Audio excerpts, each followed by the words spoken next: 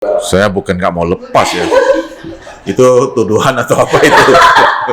Mungkin Bapak punya development apa nih terkait dua departemen tersebut? Ya menurut saya itu dua tadi itu. Bekerja tanpa diperintah, disiplin tanpa diawasi. Ya saya lagi pikir-pikir siapa lagi yang bisa dikembangin, siapa lagi yang bisa diberi tantangan. Bapak kira-kira kalau misalkan dilahirkan kembali, dilahirkan kembali, Bapak itu terkenalnya kayak galak, banyak karyawan tuh takut.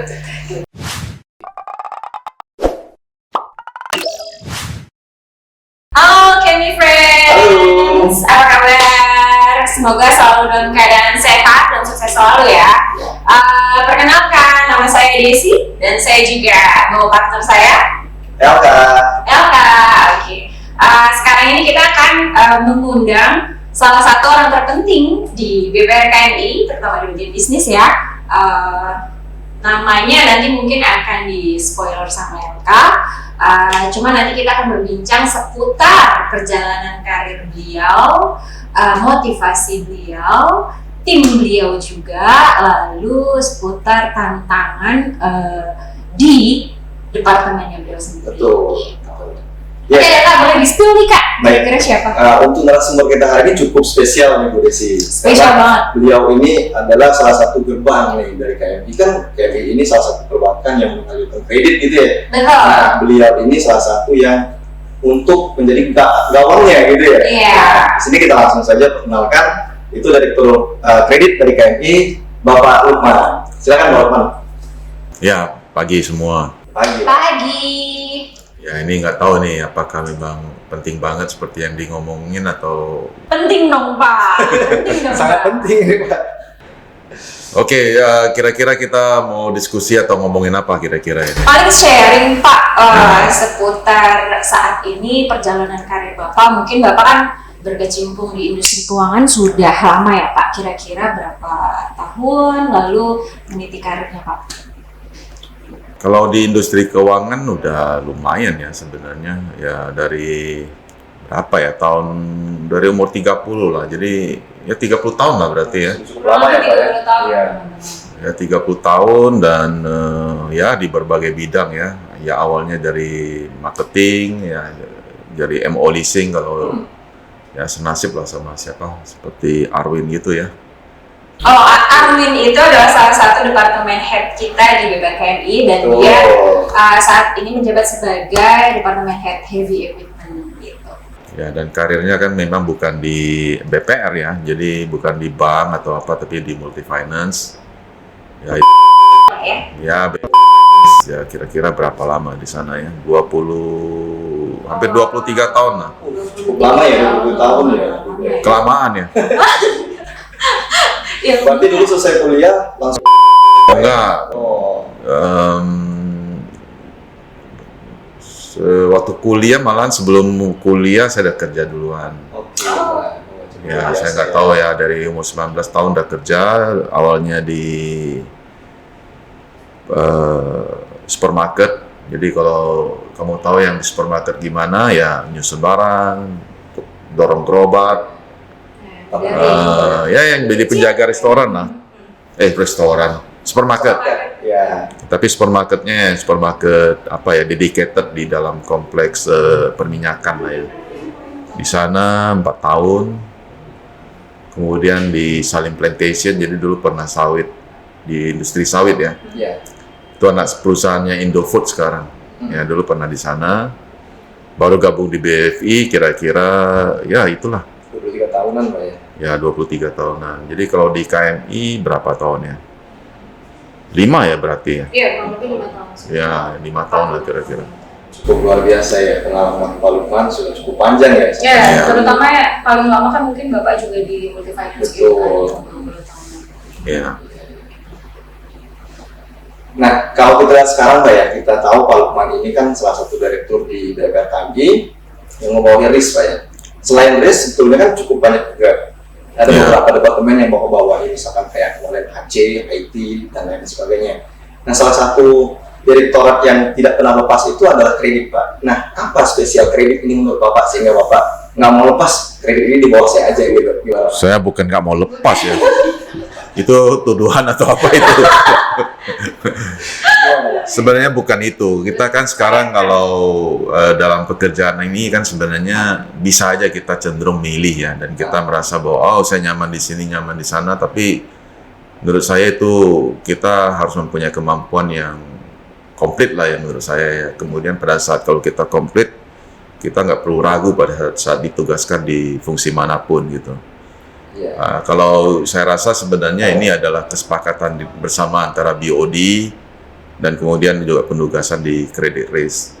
Ya tadi kalau tadi ada disinggung mengenai credit risk itu sangat penting ya menurut saya memang benar, karena ya bukan gerbang lah menurut saya, mungkin salah satu fungsi kontrol ya menurut saya, kontrol karena kita punya kualitas untuk bisa mendapatkan aset yang bagus itu bagaimana. Semuanya dari kredit. Resikonya gimana? Ya itu yang benar-benar harus kita perhatikan ya. Karena saya selalu share kepada teman-teman, kadang-kadang kita punya feeling, kita punya perasaan apapun yang kita mau kerjakan, feeling kita itu kadang-kadang memang berguna untuk pada saat kita mau melihat sesuatu yang belum bisa kita raba atau kita lihat datanya ya. Tetapi pada saat kita punya itu semua, harusnya data itu yang berbicara sama kita. Jadi bukan feeling gitu. Kalau feeling itu kadang-kadang bisa jadi keliru ya.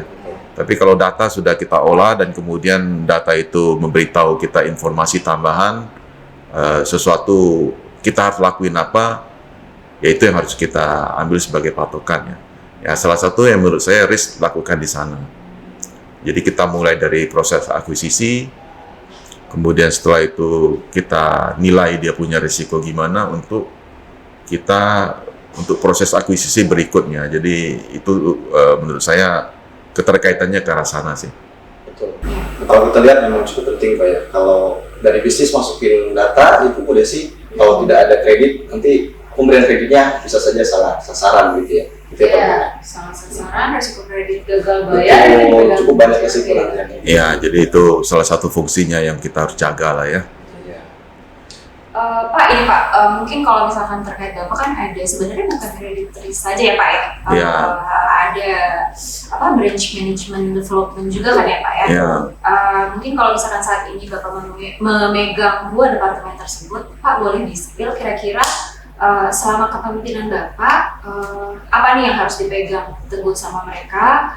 Terus kedua, mungkin Bapak punya development apa nih terkait dua departemen tersebut? Kalau credit risk kan sebenarnya lebih cenderung lebih gampang untuk kontrolnya. Kenapa? Karena kan semuanya boleh katakan kita yang menilai, kemudian kita buat aturan mainnya, kemudian kita sepakati dengan departemen lain.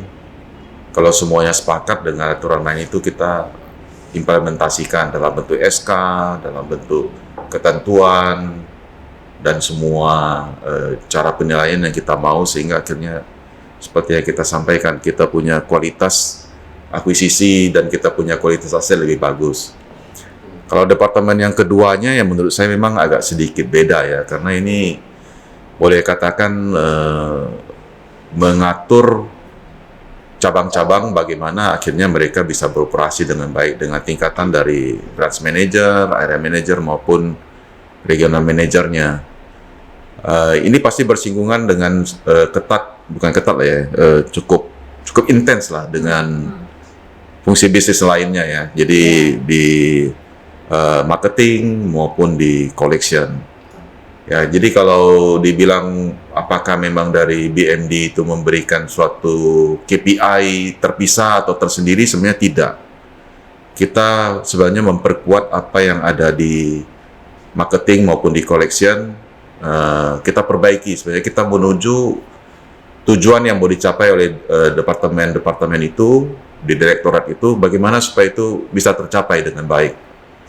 Ya memang tantangannya ini kan berhubungan dengan manusia juga ya, yang lain dan banyak gitu ya.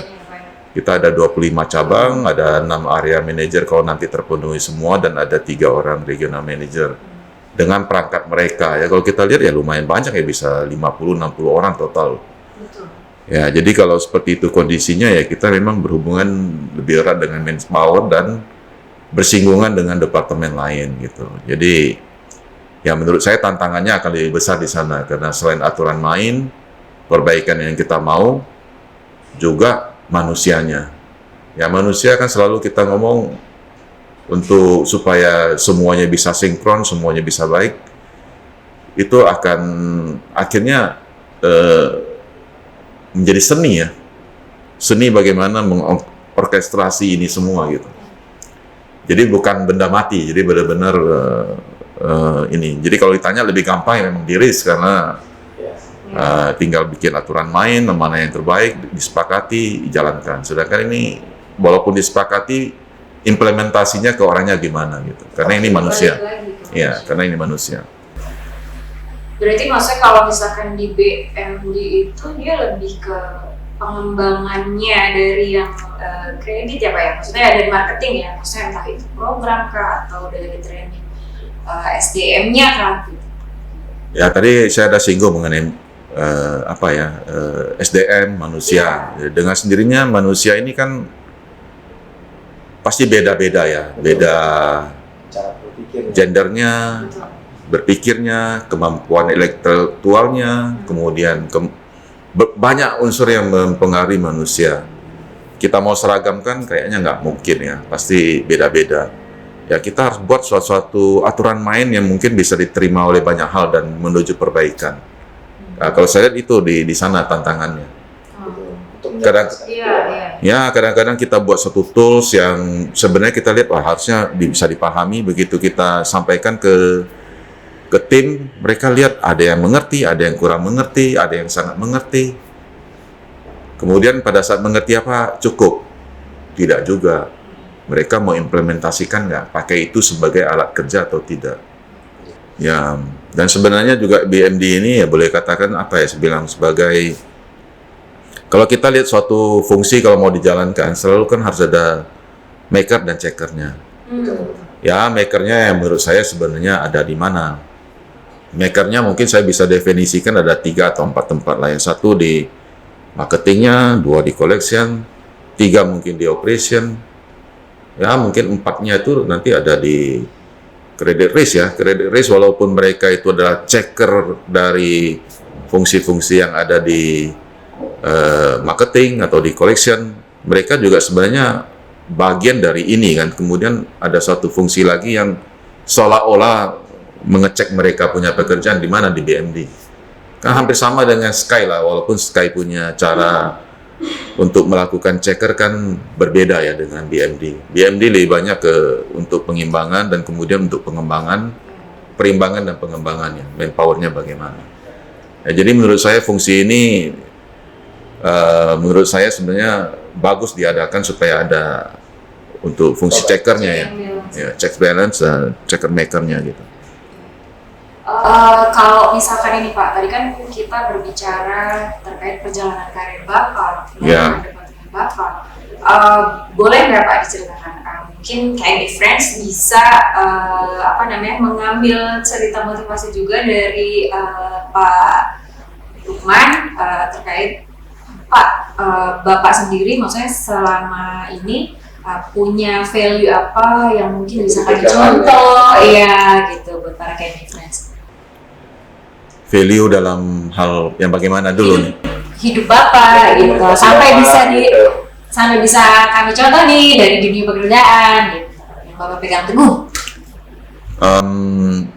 Kalau itu sebenarnya saya dari dulu ada sesuatu yang sering saya bawa untuk saya pada saat saya berbicara di depan orang rame di tim, memberikan mereka pandangan, motivasi dan sebagainya. Saya lihat itu ini ya, kita ini kan selalu berpikir sih, kita harus berpikir begini, kita bekerja untuk siapa dan untuk keperluan apa. Kalau kita berpikir bahwa kita itu bekerja untuk kepentingan perusahaan, ya kita mungkin akan memberikan sebatas kita merasa kita dibayar segitu atau kita cukup merasa sekian cukup. Tapi kalau kita bekerja untuk diri kita, harusnya kan kita selalu ingin yang terbaik. Ya, saya lihat ada perbedaannya di sana. Ya, makanya kalau saya ngomong kepada tim, selalu saya bilang ada 2 value yang menurut saya yang bisa menjadi ini ya, prinsip untuk kita jadikan pegangan.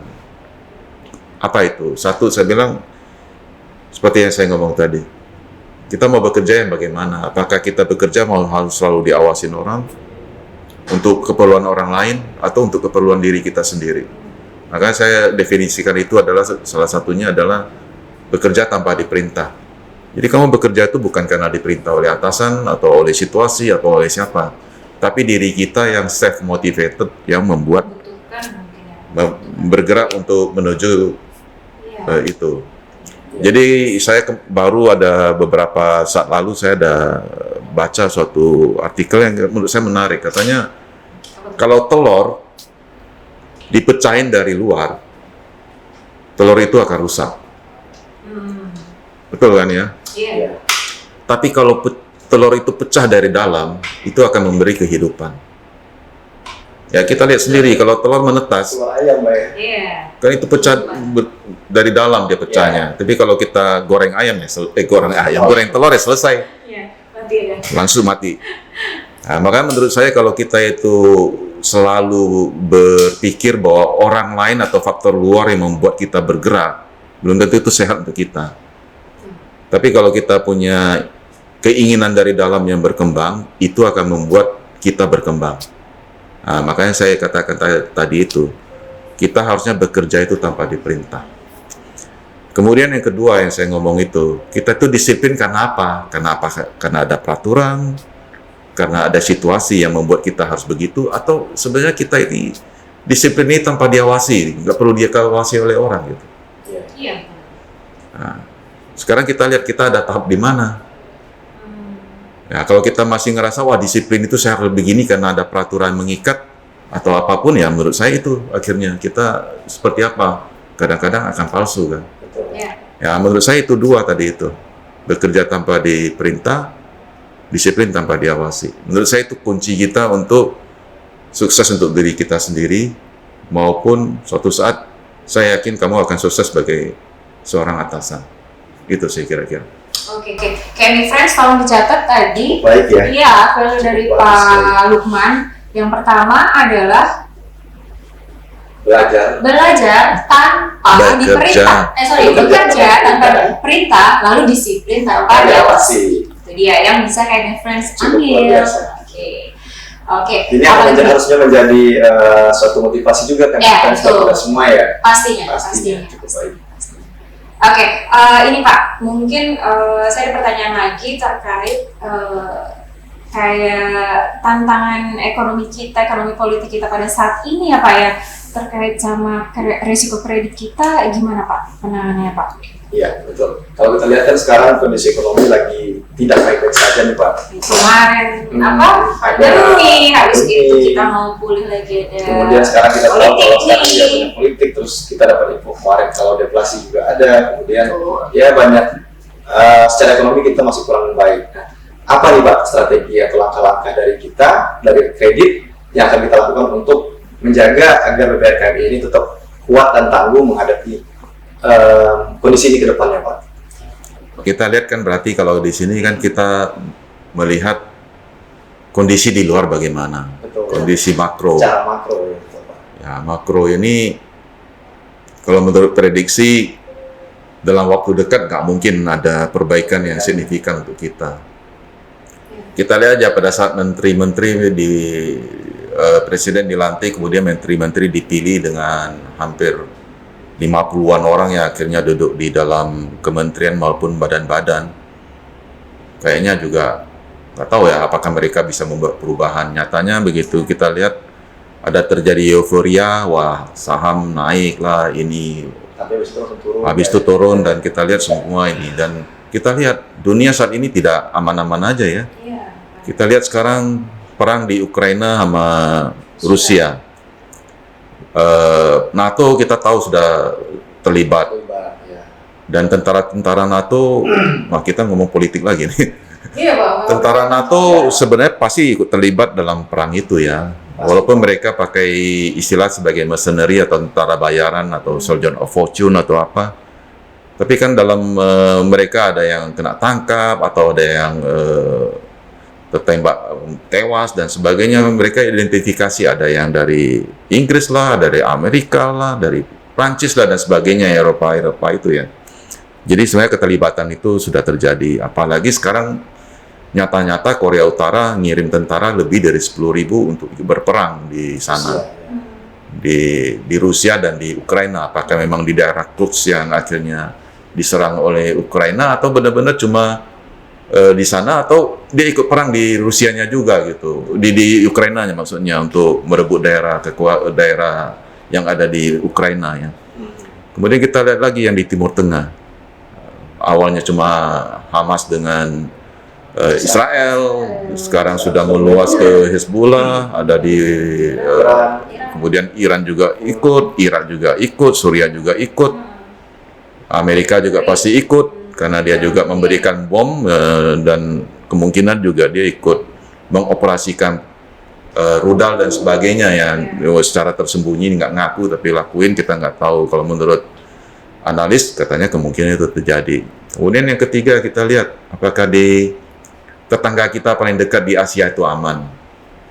Belum tentu juga. Kita lihat sendiri Taiwan sama Cina gimana.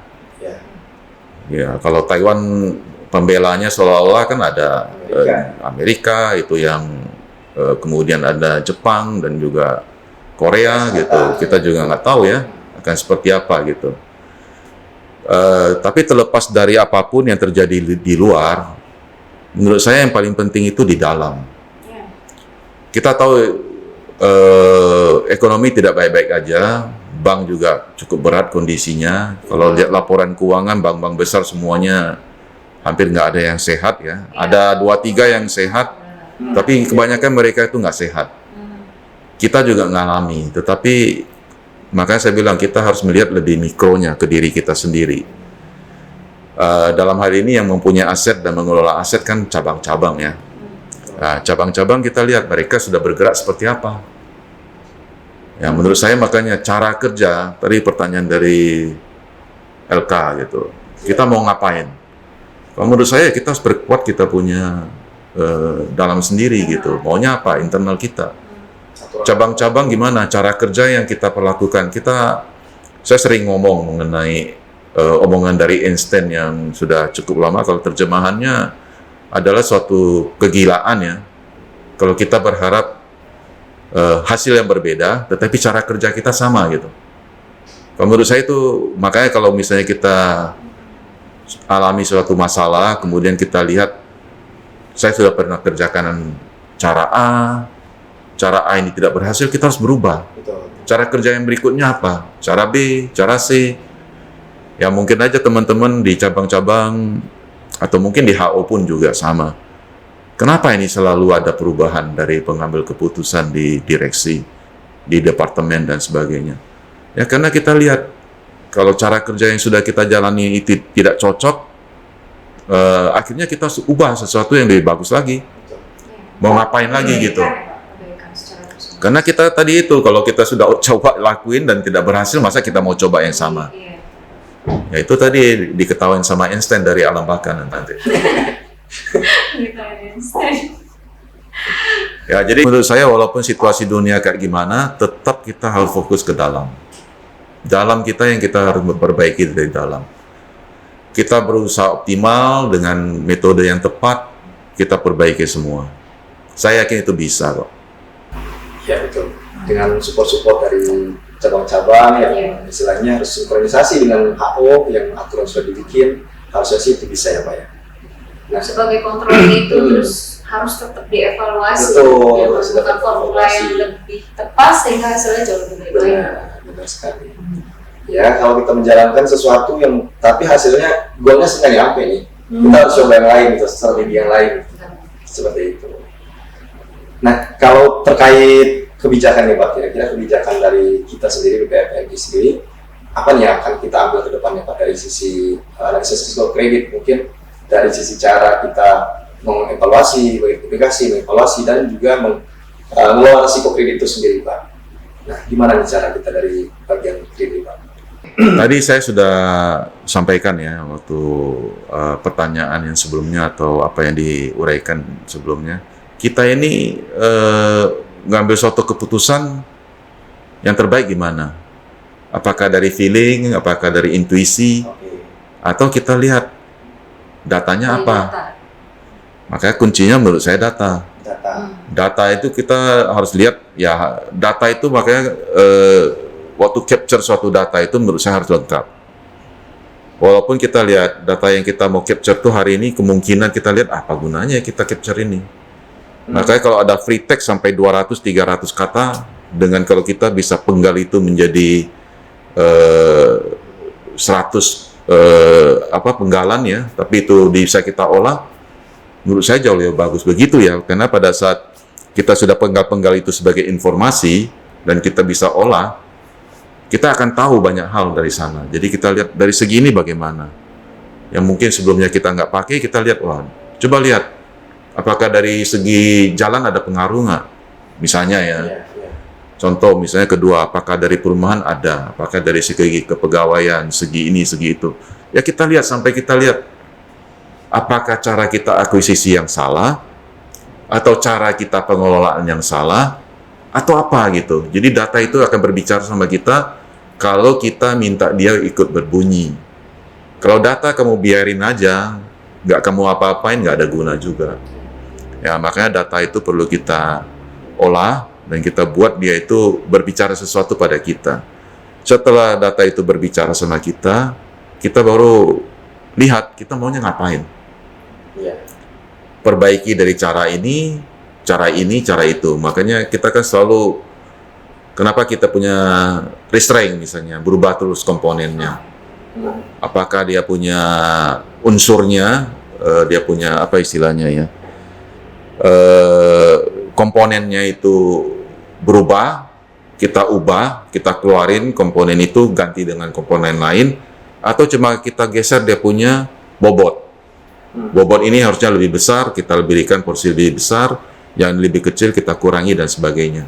Nah, dari sana kan kita kemungkinan bisa dapat akhirnya yang terbaik, komposisi yang kita mau seperti apa.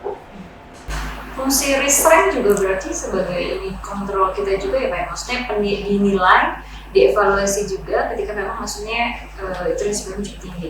Ya namanya restraint ya, kan kita punya risk yang kita ranking gitu ya. Ranking, Ya kita ranking, kita lihat aja. Dengan aturan main yang sama kita lihat mana yang kondisinya memang kurang bagus, cabang-cabang atau apa, atau produknya atau apa. Yang terbaik gimana, yang lebih jelek gimana, kemudian yang jelek itu kita mau apain. Yang bagus, ya udah kita mungkin tidak perlu terlalu banyak ini ya, karena dia sudah bagus ya udah. Nggak usah dipoles lah ya Pak. Nggak, ya mau dia kalau ya Dipantau. ya kita pantau jangan memburuk, tapi yang jelek ini perbaikannya apa. Nah jadi seperti itu kalau kita mau lihat kalau dari segi restraint-nya. Oke, nah melanjutkan ini Pak, kalau kita lihat kan pengalaman Pak Lukman kan sudah cukup panjang nih, nah, di BPRTMI juga sudah cukup lama nih Pak. Nah kira-kira nih, hal terbesar apa nih yang belum Bapak lakukan di BPRTMI? Kalaupun Bapak melakukan hal itu, apa yang akan Bapak lakukan dan itu mengapa Pak? Mungkin dari sisi kebijakan atau seperti apa? Hanya ini pertanyaan yang agak ini ya, susah-susah gampang. Saya mau Jadi nggak pakai itu. Saya kan waktu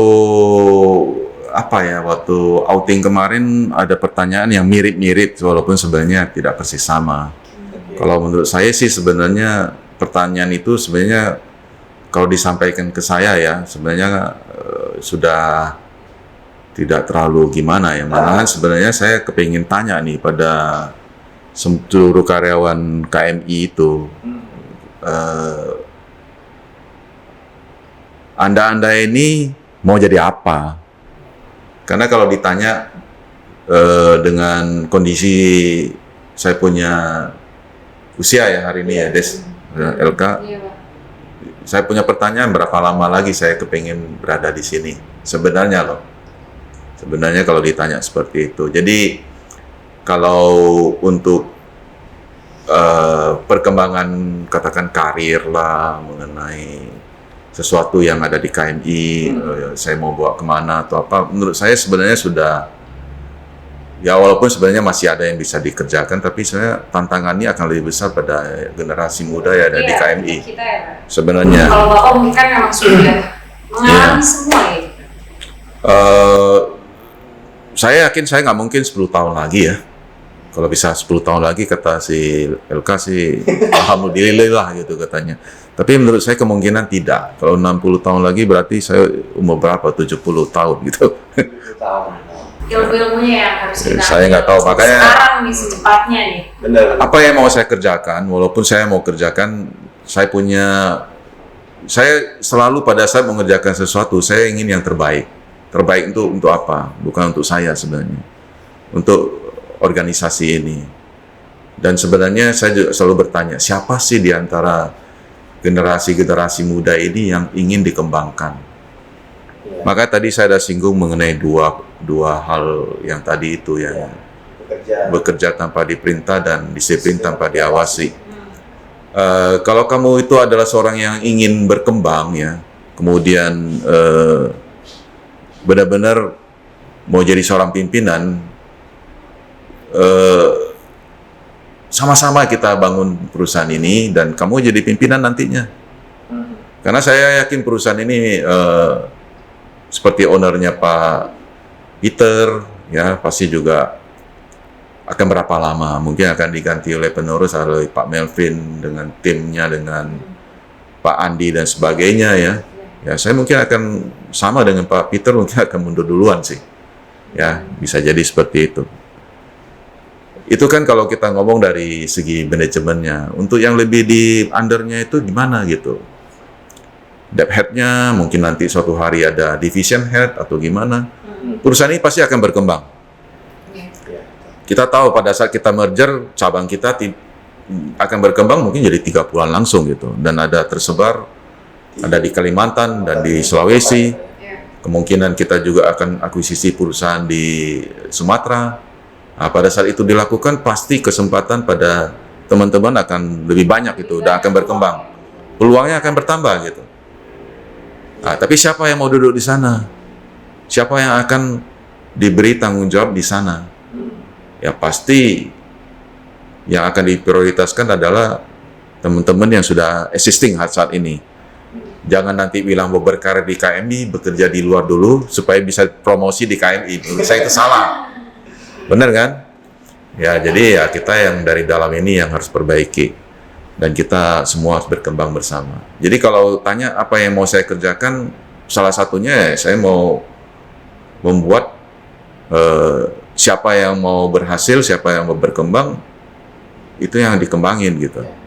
Salah satunya kalau ditanya apa yang, ya saya lagi pikir-pikir siapa lagi yang bisa dikembangin, siapa lagi yang bisa diberi tantangan.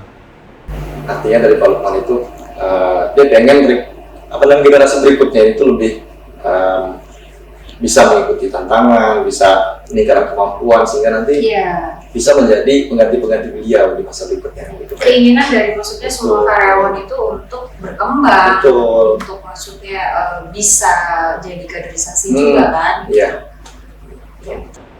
Ya karena kalau saya tambahin lagi, karena sekarang kita lihat ya katanya ya generasi Z apalagi generasi Gen Z atau Gen Alpha. Nah ya ada apa? Nah, katanya semuanya pada mau rebahan tapi semuanya itu. Ya kita harus ngomong realistis ya. Kalau kita baca terakhir artikel katanya banyak perusahaan yang malahan melakukan PHK ke Gen Z punya ini, Gen Z ya katanya. Betul. Ya kalau Gen Z ini seperti itu gimana gitu. Ya itu yang menurut saya harus dipikirin juga. Ya sebagian dari KMI saya rasa Gen X-nya sudah hampir nggak ada lah ya. Gen Y menurut saya yang masih pimpinan-pimpinan direksi dan RM maupun BM dan sebagainya, sebagian juga di Gen Y. Gen Z mungkin sebagian. Ya menurut saya kalau kita tahu ada sesuatu yang tidak perlu kita tiru, ngapain kita tiru? Kita lihat dulu waktu awal-awal, waktu perusahaan-perusahaan berkembang yang startup.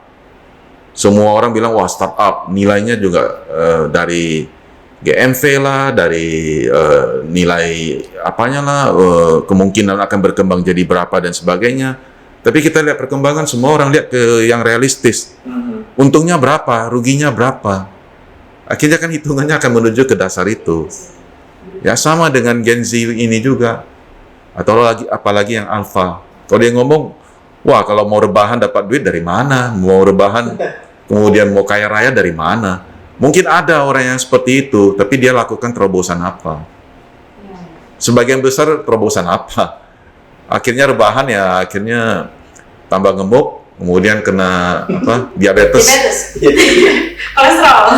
Kolesterol. Ya, jadi menurut saya harus realistis kita untuk hal beginian. Kemudian kita lihat lagi, kenapa saya ajak untuk jadi pimpinan yang berpikir, kemudian bisa kreatif, kemudian juga bisa strategis. Karena saya lihat sebagian di antara kita cenderung jadi robot. Tidak ada ketentuan yang ngatur, bingung.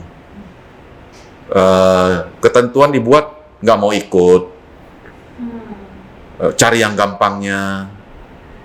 Kemudian ya itulah yang terjadi kontradiktif. Kalau yang gampang diikutin, yang dianggap bermasalah atau menyulitkan nggak mau ikut. Ya menurut saya itu yang harus perhatikan sih. Kira-kira itu. Ya hal kayak gitu yang harus dirubah sih sebetulnya. Misalkan nggak bisa ikutin aturan, misalkan aturan yang dibuat kan untuk lebih baik ya. Nah kalau aturan itu sendiri nggak kita jalankan dulu dengan baik, gimana kita mau hasil yang lebih baik? Harusnya teman-teman, walaupun di luar juga itu ya bisa mengikuti aturan yang ditetapkan sama perusahaan ya. Ya hidup aja kan ada aturan. Kalau Betul. ada aturan bisa apa? Cuma saya juga pernah share kan mengenai aturan. Aturan itu menurut saya harus yang update dan masuk di akal. Betul. Ya saya ada cerita mengenai kucing yang dimasukin kandang itu. Sudah pernah dengar kan? Kucing masukin Saya belum, Pak. Coba gimana? Saya belum nih. Apa cerita kucing masuk kandang, Bu? Jadi ini ceritanya saya dengar dari waktu kebetulan saya kan Katolik ya, ikut misa, dan romonya ada ceritanya bisa jadi kejadian sebenarnya, bisa jadi juga fiktif lah ya, tetapi menurut saya fiktif atau tidak itu nggak penting, yang penting nilainya. Nah, dia ngomongnya apa? Jadi di biara Katolik itu ada biara ya. Biara itu ya biasanya hidup semua biarawan lah ya. Biarawan itu kan mereka punya kegiatan sudah sangat disiplin, pagi ngapain, siang, sore, dan intinya mereka belajar. Belajarnya berarti yang bersifat spiritual lah ya, religius dan spiritual. Nah, jadi mereka setiap sore itu ada kegiatan yang disebut doa bersama. Doa bersama mereka itu ada kapel. Kapel itu kayak ruangan doa lah itu. Jadi mereka itu rutin doa. Jadi suatu saat ada satu orang biarawan yang muda, dia jalan di luar biara, kemudian ketemu kucing yang ditelantarkan gitu. Jadi kurus kering, nggak diurus. Dia kasihan, dia bawa pulang ke dalam biara. Minta izin sama dia punya kepala biara untuk piara. Ya oke lah, karena mereka itu mempunyai kasih yang cukup kuat ya, mereka bilang ya udah kita piara. Masalahnya kucingnya jadi manja. Jadi setiap kali biarawan itu pada berdoa semua, kucingnya itu ganggu terus, garuk pintu ya, dia minta ya mau dimanjain atau lapar atau apa, intinya dia ganggu lah. Jadi garuk-garuk pintu sehingga akhirnya mereka yang lagi berdoa itu terganggu. Jadi gimana? Jadi kepala biara itu bilang, kucing ini kalau gitu lebih bagus dibuang. Mereka pada bilang, oh jangan dong. Oke, kalau gitu solusinya ada kucing masukin dalam kandang. Jadi setiap kali mereka mau berdoa, kucing ini dimasukin dulu dalam kandang. Tujuannya apa? Supaya mereka tidak diganggu lagi oleh garukan kucing itu di pintu. Dan akhirnya memang benar. Akhirnya mereka bisa berdoa dengan kusyuk dan tidak terganggu gitu. Sudah selesai baru kucingnya dikeluarin dan dikeluarin dalam kandang. Jadi kegiatan itu mereka lakukan terus-menerus. Yang namanya waktu berlalu, kucing punya masa hidup kan lebih pendek. Akhirnya kucingnya itu menua, akhirnya mati. Begitu mati, kalau menurut saya kan sebenarnya urusan selesai dong. Ya kan? Ngapain lagi ini urusan sama kucing? Yang sebelumnya garuk-garuk pintu kan sekarang sudah nggak ada. Cuma karena mereka mau jaga tradisi supaya kucing masuk ke kandang, mereka piara kucing lagi. Oh, Mereka jadi terus-terusan jadinya ya Pak? Ya, makanya saya tanya sama ini di kita sendiri di KMI, berapa banyak sih sebenarnya peraturan yang dibuat karena sebelumnya ada kucing harus masuk ke kandang, sekarang kucingnya mati. Masih mau beli kucing baru lagi untuk dimasukin supaya peraturan itu masih ada. Nah, makanya saya punya pertanyaan ke orang yang membuat SK atau policy atau apa, itu dia pertanyaan saya. Apakah memang tadi kan ada disinggung mengenai ketentuan peraturan dan sebagainya. Kalau sudah nggak relevan jangan lagi dibuat gitu, seolah-olah itu harus ada. Kenapa? Oh, kenapa begini? Karena dari dulu memang begini. KMI sudah berdiri 17 tahun, itu peraturan sudah ada. Lah, kalau sudah dengar relevan, ngapain pakai? Betul, setuju. Nah, makanya sebenarnya ketentuan-ketentuan yang ada itu kita harus lihat lagi, relevan atau tidak. Kalau sudah tidak, ya jangan pakai lagi gitu, dan kita ganti. Atau kita void, kita katakan itu sudah nggak berlaku. Artinya mengikuti yang sekarang, Pak, ya, kondisi yang sekarang. Ya, harusnya begitu. Dinamis. Ya. Pak, kalau misalkan terkait, kita kayak belum ngebahas terkait digitalisasi yang ada di Departemen Pak Ufman. Kira-kira untuk kayak misalnya mungkin tahun 2024 ini kan memang sedang berjalan ya, dan tinggal beberapa bulan lagi saja gitu. Kemarin sempat ada development apa Pak terkait digitalisasi? Digitalisasi yang kita mau lakukan sebenarnya lebih bersifat ke apa ya, kita tahu kita punya kebutuhan ada di mana. Kalau digitalisasi mungkin akan lebih banyak kepada proses kerja. Kenapa? Saya selalu memberikan pandangan kepada teman-teman, kalau ada suatu pekerjaan yang berulang dan kemudian kita sudah dapat dia punya pola atau pattern-nya ya, dan bisa digitalisasi dan bisa dibikin dia punya itu di komputer. Kenapa tetap harus orang yang kerjain? Ya, kita bikin dia punya proses atau apa, kita digitalisasi, di computerize. Nah, biarkan dia kerja untuk kita gitu. Kemudian kita baru ngerjakan hal lain yang ini lagi kita perlu untuk atur ulang gitu. Nah, dari sana saya yakin banyak hal yang bisa dilakukan. Ya, salah satu misalnya ya yang kita lihat, saya tadi udah ngomong kita harus melihat ke dalam. Walaupun kita lihat dunia ini memang banyak hal yang mempengaruhi kita, tapi kita harus kuat ke dalam. Ya, penguatan kita ke dalam yang secara internal ini apa? Ya, salah satu mengenai cara kita memandang suatu transaksi itu gimana. Digitalisasi kita sudah lakukan melalui mungkin proses untuk akuisisi ya oleh FAS. Ya, kemudian setelah itu kita perbaiki lagi, mungkin ada scoring.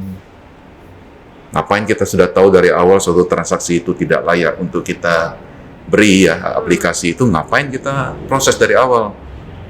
Kan harus ada scoringnya, ngatakan itu nggak perlu lagi sebenarnya. Nah, kemudian kita ngomong lagi perbaikan berikutnya di mana? Ya, tentu ya proses selanjutnya akuisisi, kemudian penilaian juga kita harus perbaiki. Kita punya pemegang credit authority, menurut saya harus lebih aware dengan lingkungan. Makin banyak data yang di-feed ke dia, yang lebih diberikan pada dia, sehingga pengambilan keputusannya lebih tepat. Setelah itu proses untuk selanjutnya, untuk membuat ini produk menjadi kita punya aset, proses di operationnya gimana untuk bisa dimasukin. Tentu ya kita harus melihat banyak loophole juga hari ini ya, ada yang pemalsuan, ada yang figuring gitu, ngakunya suami Desi, istrinya LK gitu, atau istrinya Ari padahal Ari pun belum kawin gitu kan. Ya yang sebangsanya yang kayak begituan lah menurut saya ya sebenarnya. Ya kita kan harus tahu, dan itu juga memang menurut saya digitalisasi proses ke sana. Ya kemudian perbaikan dalam hal penanganan kredit bermasalah yang sudah menjadi aset kita, berarti kan di collection. Apakah nanti di fungsinya yang lebih depan oleh fee collector dan sebagainya, itu semua proses kerja menurut saya kita digitalisasi. Memang pasti harus ada orang yang ngerjakannya karena kita human touch tetap harus ada, Tetapi untuk supaya human-nya itu bisa lebih gampang bergerak dan pengambilan keputusan lebih tepat, semuanya menurut saya kita permudah dengan digitalisasi. Jadi menurut saya ya, kalau yang depan sudah, yang fast, kredit analis mungkin sudah sebagian, ya mungkin perbaikannya yang di operation kita menuju ke sana. Kemudian collection kita dalam proses untuk cari tahu terus kita mau ngapain. Ya karena dengan fungsi BMD kan ini kita harus pastikan bahwa cabang-cabang itu harus beroperasi dengan baik dan efisien dan efektif gitu. Oke. Kita udah di penghujung acara Pak, cuman ada satu pertanyaan lagi Pak. Ringan Pak yang ini, nggak usah berat-berat kayak tadi Pak. Nggak, kalau misalkan kita bertanya mungkin 5 tahun 10 tahun lagi kayaknya mungkin tadi kayak Pak Lukman bilang nggak relevan lah ya kalau untuk Bapak gitu. Tapi kalau misalkan nih Pak pertanyaannya, Bapak kira-kira kalau misalkan dilahirkan kembali, Bapak reinkarnasi gitu, Bapak mau seperti sekarang lagi kah gitu, atau ada misal pencapaian Bapak yang mungkin selama hidup ini belum dicapai atau pengen menjadi apa? Boleh Pak, bebas Pak, boleh serius boleh nggak serius loh Pak jawabannya. Kalau ini kayak film drakor ya, bisa dilahirkan kembali, ini kayak kegemarannya si Desi. Kalau ditanya sama saya akan terlahir kembali sebagai apa?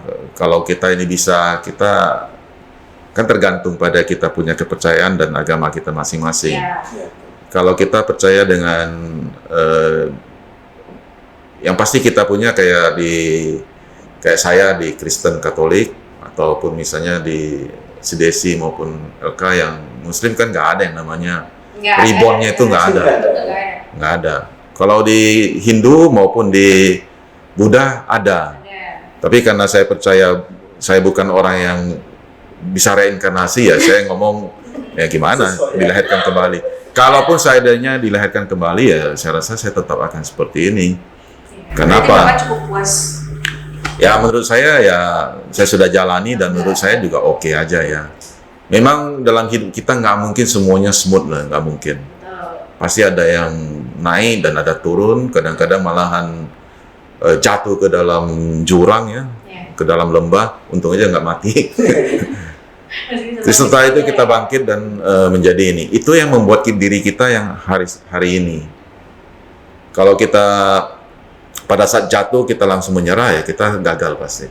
Tapi kalau kita rasa bahwa kita bisa bangkit lagi dan kita berusaha dan kita akhirnya sukses, saya rasa itu yang memang memperkaya diri kita. Makanya selalu saya tanya kepada teman-teman dan di tim juga, terutama dengan tim. Kamu dalam hidup ini mau capai keinginan atau kebutuhan? Dua-duanya itu kadang-kadang kebutuhan kalau kita penuhi aja, kadang-kadang pasti kebutuhan aja kita bisa lah. Saya yakin semua termasuk rekan-rekan yang ada di KMI, kalau yang namanya kebutuhan pasti semua kita bisa penuhi dengan kita kerja di KMI. Tapi karena yang namanya keinginan, nah itu keinginan itu tidak harus selalu kita penuhi hari ini. Ya bisa jadi jangka panjang, mungkin bisa 1 tahun seperti tadi Desi ngomong, 2 tahun, 3 tahun, 5 tahun, dan seterusnya. Tapi keinginan yang kita paksakan itu akan membuat malapetaka. Hari ini berapa banyak orang yang akhirnya terjerat yang namanya pinjol, judol dan sebagainya. Karena itu pesan sponsor lagi jadinya ya. Tapi menurut saya ya itu yang membuat pasti keinginan bukan kebutuhan. Pinjol kemudian tambah dengan judol, selesai lah. Jadi kalau tanya saya ya kalau saya dalam kehidupan menurut saya cukup. Beberapa hal memang kalau saya bisa, karena saya sudah pernah mengalami ini semua, saya akan perbaiki di sini dan ini dan sebagainya. Tapi kalau setahu saya pun kalau dalam banyak kepercayaan yang reinkarnasi, pada saat dia reinkarnasi menjadi orang baru atau makhluk lain, dia akan lupa dengan kehidupan yang sebelumnya. Katanya, ini kita belum pernah mengalami. Ya berarti kita juga nggak tahu ya. Tapi kalau kita ini, misalnya saya bisa reinkarnasi atau dilahirkan kembali, ya saya akan hidup seperti diri saya hari ini, tapi dengan memperbaiki kesalahan saya yang pernah saya jalani. Ya kalau kamu tanya sudah ada yang belum tercapai nggak? Ya keinginan mungkin Iya ya. Belum ya Pak. Keinginan mungkin Ada. Ada yang belum. kebutuhan. Saya rasa kan itu relatif. Ya. Ya itu sih kira-kira guys. Oke, dari pertanyaan terakhir aja ini maksudnya teman-teman juga maksudnya bisa ngambil beberapa value dari Pak Lukman ya. Betul. Cukup banyak sih ya. Hidup ini juga kan ya. Paling itu. Oke, mungkin ini pertanyaan terakhir dari. Oh, pada terakhir lagi. Iya Pak, ini udah terakhir Pak. Tadi Mas Adi. Sebenarnya saya mau nanya lagi sih Pak. Mungkin waktunya sudah. Kita terbatas ya. Iya, waktunya sudah terbatas. Tapi mungkin kayak di Friends juga bertanya-tanya kali ya, kayak Pak Lukman itu kan sebenarnya kalau misalnya di sini ya, itu terkenalnya kayak galak, banyak karyawan tuh takut gitu. Tapi sebenarnya enggak. Di sini maksudnya Pak Lukman masih bisa senyum-senyum, masih bisa ketawa-ketawa. Benar tuh berisi. Iya kan? Itu nggak semestinya gitu ya. Iya. Ternyata beliau juga humble juga, bisa diajak sharing juga ya kan? Gitu. Nah. Oke, terima kasih Pak Lukman atas waktunya. Mungkin ada closing statement. Atau Bapak mau nambahin closing statement untuk terakhir? Ya. Apalagi? Iya, soalnya tadi tuh maksudnya berbobot semua. Bapak tuh sudah ngasih banyak ilmu ya, terutama buat kita-kita yang masih generasi muda ini, yang berharap beliau juga maksudnya kita bisa menggantikan atau ya secara generasi ya struktur yang memang di atasnya juga maksudnya diharapkan bisa dipimpin oleh kita nih yang ada di KMI. Nah, kami Friends itu cukup banyak nih yang kita punya strategi banyak nih untuk nanti kedepannya kita memiliki organisasi kedepannya lebih baik gitu kan ya. Dari Pak Lukman ini kita cukup belajar banyak sih. Betul. Dan ini kita mendengarkan cukup banyak pembelajaran yang berisi ya. Ya, Tadi sih. dari dua prinsipnya beliau, yaitu belajar tanpa diperintah, bekerja tanpa diperintah, dan disiplin tanpa diawasi. Kemudian beliau juga memotivasi kita untuk jangan menyerah, ketika ada di bawah jangan menyerah. Ya, harus Begitu. bangkit. Banyak sih ya. Oke, mungkin sudah kita akhiri podcast kita pada hari ini. Sekali lagi, thank you buat KMI Friends. Jangan lupa follow medsos kita semua, ada IG, ada YouTube, ada TikTok juga kita ada loh. Wow, kita cukup banyak ya. Dan YouTube ini jangan lupa di subscribe, comment, and like. Bapak KMI Friends, terima kasih sudah nonton podcast kita.